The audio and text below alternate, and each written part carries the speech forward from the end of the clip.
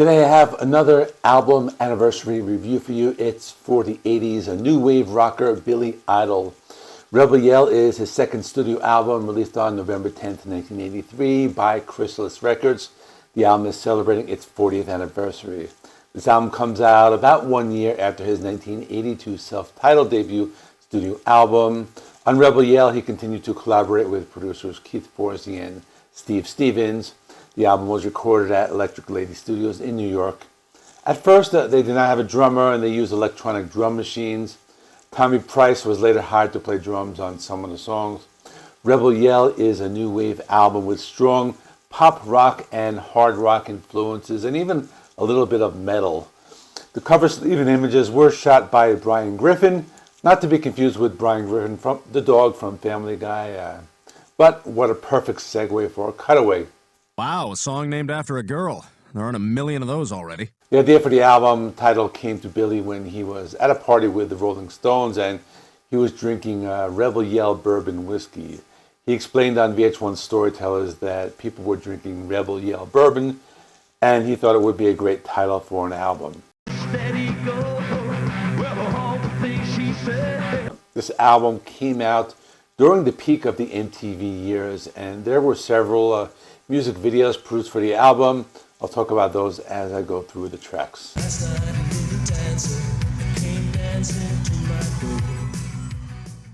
Rebellious is the title track. It kicks off the album and was released as the album's lead single in October of 1983. After its initial release, it did not make the UK Top 40, but a 1985 reissue peaked at number 6 and reached 46 in the US.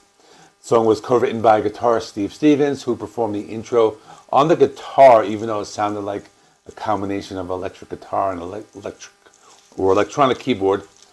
And that was his intention. He wanted it to sound that way. It's a great song. I like it a lot. One of those rare songs that can be listened to by fans of new wave or fans of heavy metal. The song has that type of energy. Billy also has those types of vocals that can be compared to Elvis, Danzig, or Peter Steele. The second track is Daytime Drama. It's an album track. I thought it was pretty good. It has a funky bass line and an odd structure. It has a lot going on with the electronic new wave sounds, and it has some hard rock elements as well. This one's weird, but it sounds very good. Billy sounds a little bit like a Jim Morrison on this track. I thought it was pretty cool. There were a lot of instruments used on this track as well. Eyes Without a Face is the second single. The song is softer and more like a ballad than most of the other album's other singles. It reached number 4 on the Billboard Hot 100. This was his first top 10 hit in the US. The song has some backing vocals by Perry Lister. She sings Les yeux sans visage, which is French for Eyes Without a Face. That's part of the background chorus.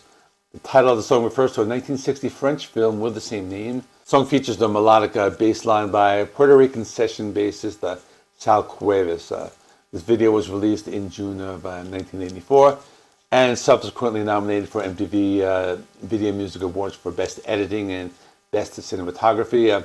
The music video looks very 80s with his head floating in the middle of this black background. But what's interesting is that in the middle of the song it turns into this like 80s a glam metal type of song. If you remember that part, it's like that's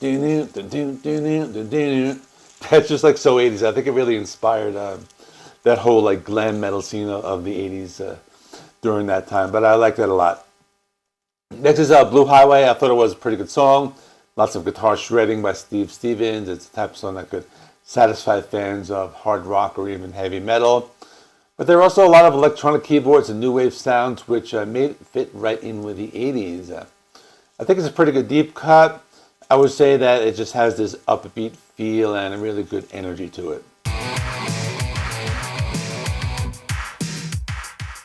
Flesh for Fantasy, this was written by Billy Idol and Steve Stevens. The title inspired by the 1943 American film Flesh and Fantasy.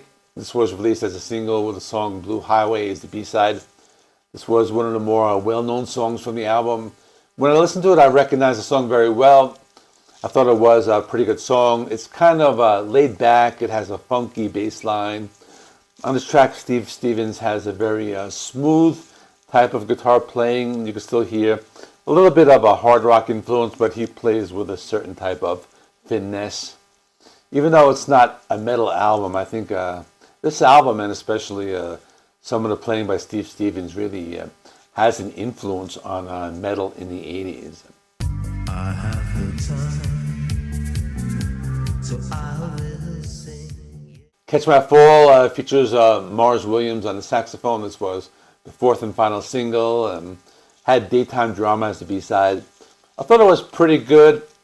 Even though it was released as a single, I didn't actually recognize it when I first listened to it. The thing that stands out in this song is the bass line, and the saxophone playing is very prominent. Not a bad song. I would say some of the other ones were better. Crank Cole is one of the harder rockers on the album. Steve Stevens shines with his guitar playing on the song. His playing is more reflective of the hard rock and metal of the times. The song still has some of its new wave sound with keyboard used. I thought that was a pretty good song. Do Not Stand in the Shadows was another one of the album cuts. The song was not too bad. It had a very new wave sound, but there was still a hard rock component to the sound. Steve Stevens incorporated some heavy riffs to give the song a harder edge. I thought it was a decent song. I wouldn't call it my favorite, but it was not too bad. The guitar playing stood out with some blazing lead guitar work. The Dead Next Door was a pretty cool song. It was a song that was very soft and moody, had a very suspenseful vibe to it. This is probably could have been used in an 80s horror film or a suspense movie. It was kind of a strange song. I was waiting for it to take off, but it maintains a somber tone throughout. I'm not sure how I feel about it, but it was different.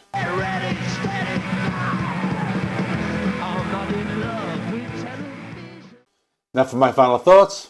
It was a good album. I was familiar with most of the singles. I did not remember the deep cuts that much. I don't think that I ever owned this album back in the day. I remember I had the next album, which was a compilation called Vital Idol. I used to listen to that one a lot, and that was a pretty cool cassette tape that I used to play. But I think it's a really good album. It's like a bridge between hard rock and new wave. I can see fans of either genre enjoying this album. I think it probably influenced metal like towards the later end of the 80s. Let me know if you think this was an influence in heavy metal in the 80s. Check out these videos right here. They are the reviews of the two EPs that Billy released in 2021 and 2022 called The Cage and The Roadside EP. I've reviewed both of them, so here they are for you to check out. Please like this video. It helps me with the YouTube algorithm. Please subscribe. If you have not already, I will see you in the next one.